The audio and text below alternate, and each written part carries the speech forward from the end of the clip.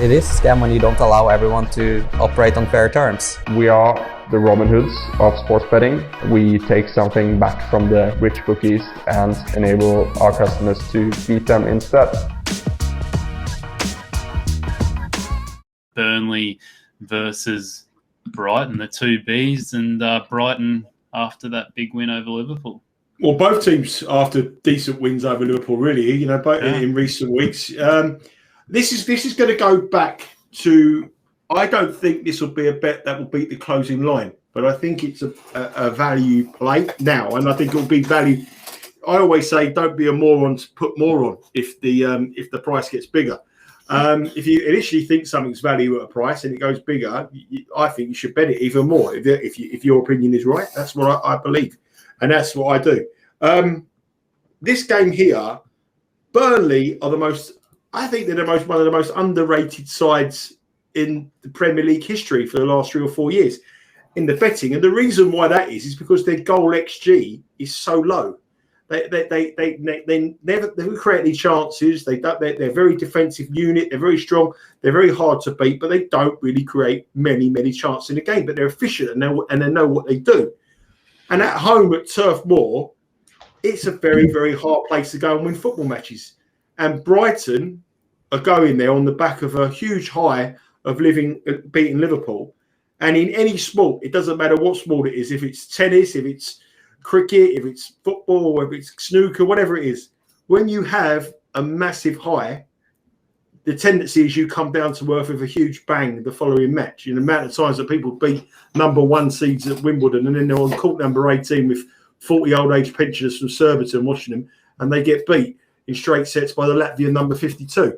That's what happens. And I think here it's a case of that. I believe that Burnley are a huge price for this game. I mean, they were 365 on the exchange to win at home against Brighton. Brighton were like 2.16 or 2.2. It's just ridiculous. Last 3 matches between these two sides at Turf Moor in the last 3 seasons, Burnley have been 2.6, 2.85 and 2.5. Right? This season at home, they've lost at home against Tottenham. They've lost against Manchester United, Manchester City and Chelsea. Every team in the bottom half at Turf Moor they've beaten. Every single one. They've beaten Crystal Palace, they've beaten West Brom, and they've beaten Wolves. And now, suddenly, after beating Liverpool, the market loves Brighton. They love Brighton because I'm sure they have more shots. Their goal XG is very high, and they create chances after chance after chance. But they don't convert. Burnley take 2 chances and they convert 1 of them. They're high percentage on the chances they create. And I think the best way to be here is to back Burnley on the draw no bet market, because I wouldn't be surprised to see it be a draw. I think it could be nil, very low scoring. I think this will be a low scoring game. 0-0, 1-1, something like that.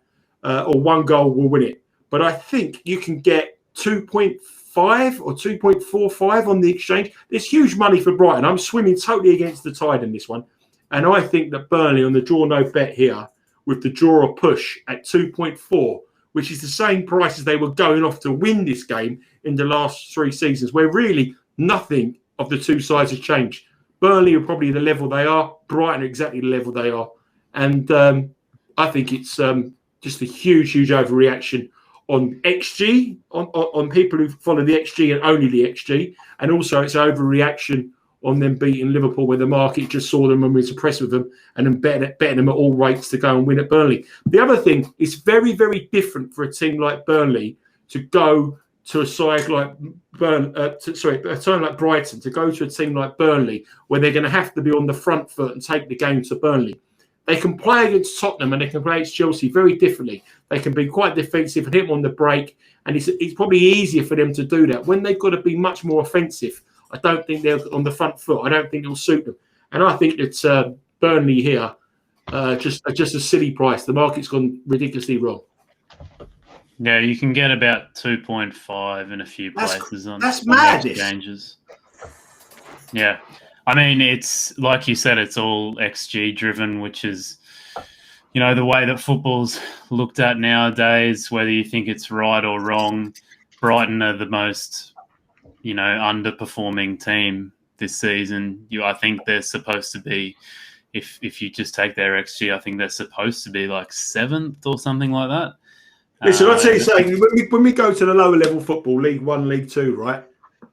People have got all the XG in the world, and people bet stuff on XGs in that level of football. The transfer window, I know a side who got rid of 8 players and they brought in 4 players who are useless. The goal XG means nothing in that level of football. I think people get slightly carried away with it and don't look into the demographic. If you look at the chances that Burnley convert, their conversion rate, it's up there with the highest. Their goal XG might be low, but when they get a chance, they put it away because they've got clinical strikers and they score from set pieces. But Brighton don't. Brighton's problem for the last 5 or 6 years, even now, is they haven't got an out-and-out centre forward. They create so many chances, they can't score goals. But you give Burnley one set piece or one chance, they put it in the back of the net. I think what most people, or at least the people going against you, Nigel, would say would be, you've said that there's going to be no closing line value, so why would you bet it? No, I'm saying that, yeah, but the thing is, what I'm trying to say is I bet my opinion. I bet my odds. And on my odds, I make Burnley around about 2.75 to win this match, and I can get 3.45, yeah? So yeah. I'll bet my opinion at 3.45. If it gets to 3.6, I'll bet it again. If it gets to 3.7, I'll bet it again. It doesn't bother me because I know that over a period of a season, my opinion on football will make 6%. So I don't care. And I'll just keep betting it. There was a game earlier in the season. The only time I've seen a game really like this where everybody bet Arsenal to win away at Everton when Everton were absolutely flying. Everton went off about 3.25 at home. They were 2.9. I tipped them up at 7-4, 2.75. They went off at 3.3. They beat Arsenal easy. I'm not saying that happens all the time, but I don't bet on all those all the times. 80% of the stuff I bet was shortened. But on this one here, I know that all the XG geeks and all the computer, all the bots will be betting Brighton. And for me, I don't give a shit because what I'll do is I'll keep backing the other side. Because it's wrong. Yeah, okay. No, I mean, it's fair enough.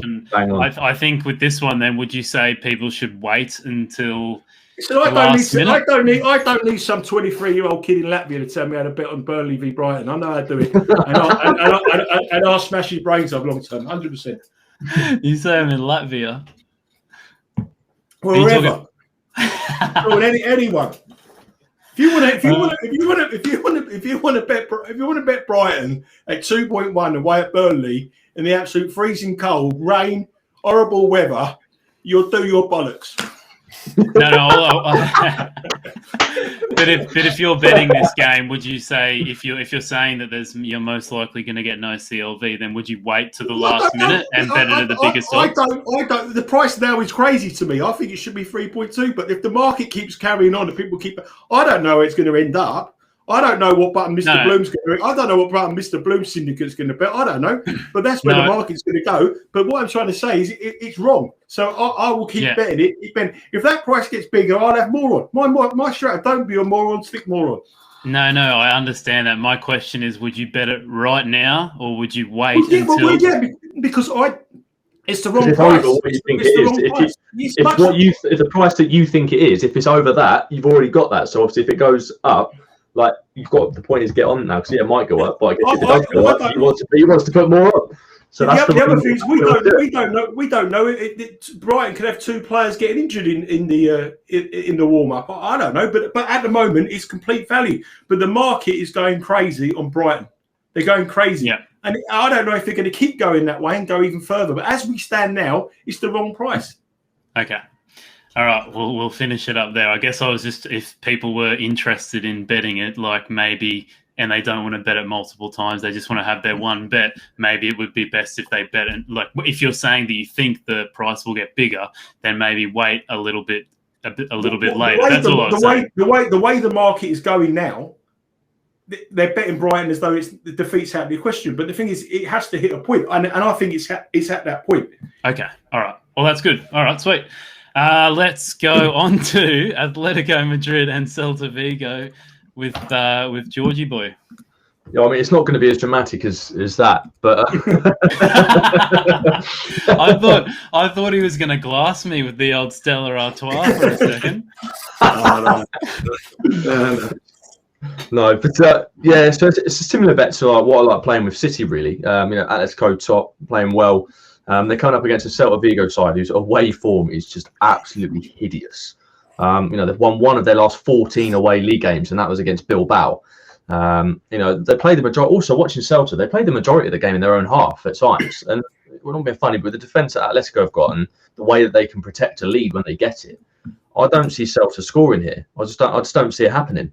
Atletico have kept a clean sheet in 70% of their home games. So out of the 10 they've played, they've kept it in 7. And they've also kept a clean sheet in 4 of their last 5 in this exact fixture. So when they're at home to Celta Vigo, 4 of the last 5, Celta Vigo haven't scored.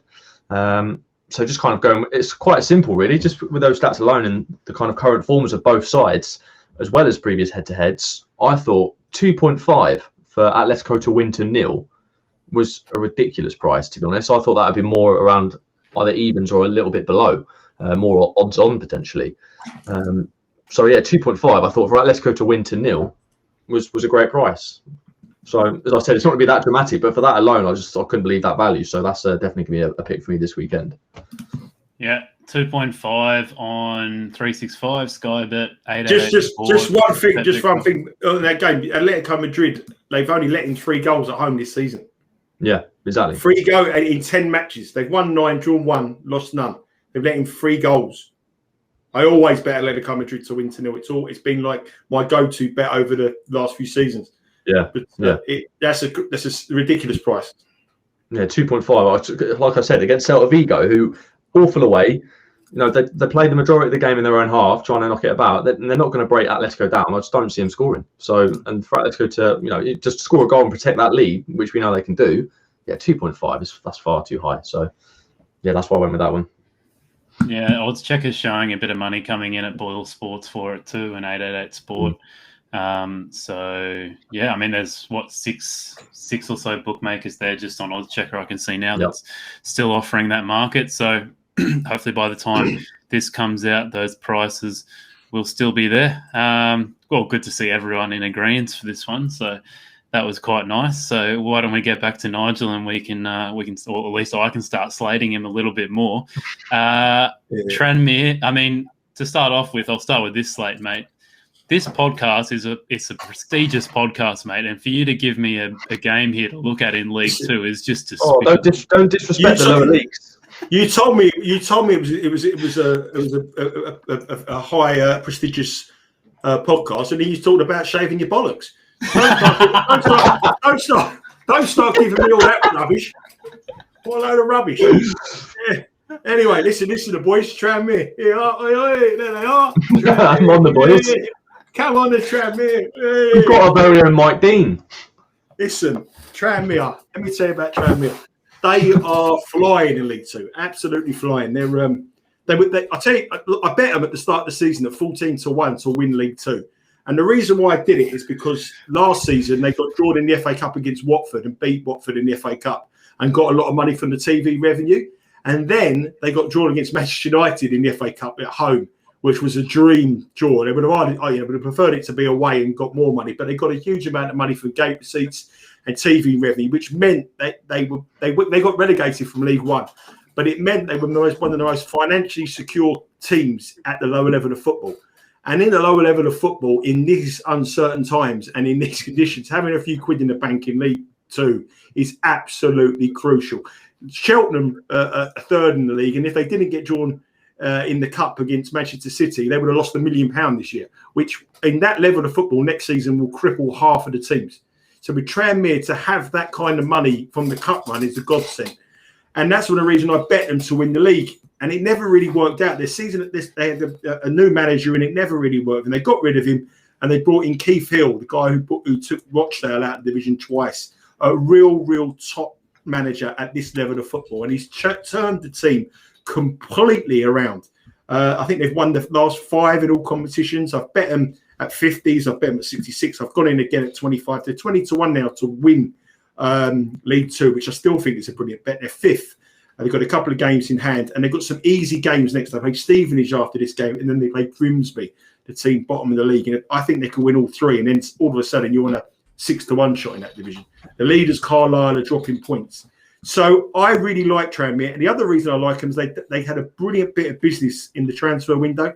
They brought in 4 or 5 players, real quality players, and really the big player they brought in was Kevin Nugent, who played for England, the England's national, played one time for England, scored 1 goal, but a prolific goal scorer at the lower level of football. And him up front with James Vaughan, who's a centre forward who used to play for Everton, is a prolific attack in this division, and they are absolutely full of confidence and flying. And they play a Colchester side, a Port Vale side, sorry, who are in a bit of a rut at the moment.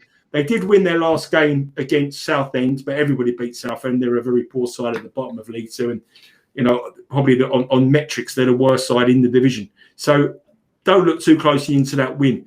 But they're on a bad run of form. They concede a lot of goals, and Tranmere now are really on the upwards spiral. And I think Tranmere, I bet them this morning at 220. I don't think that will last. I think they'll probably start around about 2.15, 2.1. But if you can get 2.15, 2.2, this will be one that will definitely start shorter, because I think Tranmere are in a different level to Port Vale.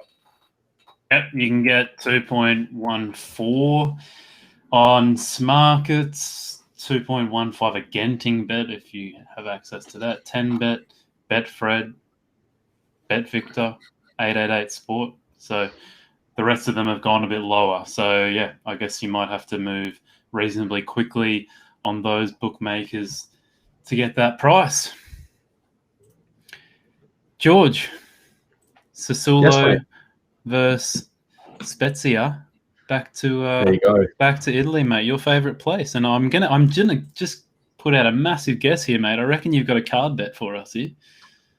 You guessed right, mate. You guessed right. Italy, the league in general hands out more cards than Clinton. It's just a joke. Like I love watching Serie A just purely for all the cards that are awarded, mate. So, yeah, Sassuolo against Spezia. Spezia again, one of the most ill-disciplined sides in Serie A. Looking at Sassuolo first, they average around 2.1 yellow cards per game at home so far this season. They've seen 2 or more in 6 out of 7 at home when they've been playing sides from the bottom half. Last season they're quite an expansive side, really. They played some really good football and would always score goals, and they've sort of dried up a bit recently. It's become a bit more dogged whenever they've taken to the pitch. And in the games that I mentioned at home against sides in the bottom half, in those games their opposition has seen 2 or more in 7 out of 7, all of them, which bodes well obviously for Spezia cards. Then when you look at Spezia, they're averaging around 2.7 yellow cards per game when playing away. And they've seen 2+ in 3 out of 4 away against teams in the top half. And in those games, the opposition, they've only seen them in 2 out of 4. But those have been against the likes of, Inter, Milan, and I believe Napoli. So, that obviously just completely outclassed Spezia, always keeping hold of the ball. Whereas I think this one will be a bit more, as I said before, a bit more dogged, a bit more tight, and a bit more tough. It's a game I'm looking forward to. So the bet I'm going to go for is similar to, I believe, the one I did last week, where it's both teams to see 2 or more cards, but Spezia to see a card in the first half at 2.2. Now, I'd have that. If it was around evens, I'd be having that. So 2.2 is well over that. And looking at the ref as well is Juan Lukasaki, and he's averaging around 5.1 cards per game as well, awarded. And in his last 20 games in Serie A, both teams have seen at least a card in 18 of them, so around 90%. And with these two, who are they're well known for getting cards. I really like this bet at 2.2. As I said, if it was around evens, I'd be having it. So at 2.2 on Bet365, that's a price I'm going to be I know more of. And similar to obviously what Nigel said recently, if that does go up, I can't see it going up. But if it did, I'd be one to go again, because that should be around evens. Is there a reason why you like to combine them, mate, or is it more so you see value in both sides, or maybe just one of the sides? Like why is there a reason why you don't just go for the singles? No, the reason why I like doing it is just because I do see Spezia cards, but prices, bookies have cottoned on to price in Italy for cards. They're synonymous with them. They're going to get cards. But looking at these two, I think the value is there on both of them, because when Spezia play to the field, even against those top sides, the quality can be, the disparity in quality is obviously there for all to see, but they still make it a tough game. They'll make it dogged. There's challenges going in. And a team like Sassuolo, who aren't of the same quality, you say as the traditional top six in Italy, they're still in the top half, but then the disparity between the top six and the rest of the top half is quite evident. So I think it's a lot closer than probably you can give it credit for. So for both of these two to see cards, I think is a given, particularly when this ref result, averaging over 5 cards a game so far this season. So that's kind of why I go for it. And Spezia, they're like this from the off. So to see a first half card is usually a given with Spezia, particularly when they're playing away. So yeah, that's why I tend to go over those. I see value in both of these sides, and so it's a bet that I'm more than happy to take. Okay, cool. So yeah, 2 cards each and 1 in the first half at 2.2. Yeah, and sorry. So it's a Spezia to see a card in the first half. Oh, okay. All right. Yeah. So you get that at 2.2, and Georgie says, mate, take it at 2 if you can get that too. Mm-hmm. Lots of 2s. All right, Nigel, back to Spain, mate. Levante versus Granada. Yeah. My first car was a Levante. I'm joking. My first, I think there's really nothing. If you look at the league table between these two sides, nothing separates them at all. Very close in the league table. But if you look at their current form, the home side Levante are unbeaten in their last 8 matches, and they've lost just once in 13 at the stadium. Paco Lopez is the manager, and the only team who's beaten them at home this season has been Real Madrid. So that shows you how strong they are at home. And they play a Granada side who they started off the season really, really well, and everyone thought they were going to do okay, but they've really gone backwards on their performance data, and they've gone back on their results, really. And I think the reason why is because they said publicly that they was so delighted to be in the Europa League. It was the first time in European football, and they were so proud, and they wanted to put in a decent performance in the Europa League. In a couple of weeks' time, not this week, next week, they play Napoli in the Europa League, and it was just a huge, huge match for them. And I think they're a sort of side that have got one eye on that. The other thing I think works in the home side's favour is last night, a lot of the players who were starting this game for Granada, a lot of them, I think probably about 8 first-team regulars, played in the Copa del Rey match against Barcelona, which they drew 3-3. It was a very, very emotional game for them because Barcelona scored late on to force extra time. It went into extra time and they lost 5-3. And then they play this game on Saturday with an early kickoff. It's a 1 o'clock early kickoff. So they haven't got really much time after a very, very roller coaster ride against Barcelona. And then they go to arguably one of the toughest places in Spain to play Levante, who are just so good at home. Only one beaten, lost once at home all season against Real Madrid. The other thing I would say, with Granada, they play Atletico Madrid next week. Again, top of the table, a big game for them. And then they play Napoli. So I just think it might be the perfect time to face them. And with Levante's home form, I can't believe that they are 5-4, so 225. But this is another one where, of all the match data we have, and everything that I've said there in the case I've made, they're much bigger on the betting exchanges. I bet them this morning at 236, I think 238, which I couldn't believe. I really can't believe. So there is obviously some market support for the away side here, but you look at Levante's box there. It's all green on the home and all red on Granada for losses. And given that their fixtures now go into this huge Europa League game, which I think is their real priority for the rest of the season, because they're not going to get relegated from the league and they're not going to force Europa League football again from their position in the table. I think it's a great time to play, and given the exertions they put on themselves against Barcelona. So if you can get anything bigger than 225 on Levante here to beat Granada, I really like that bet.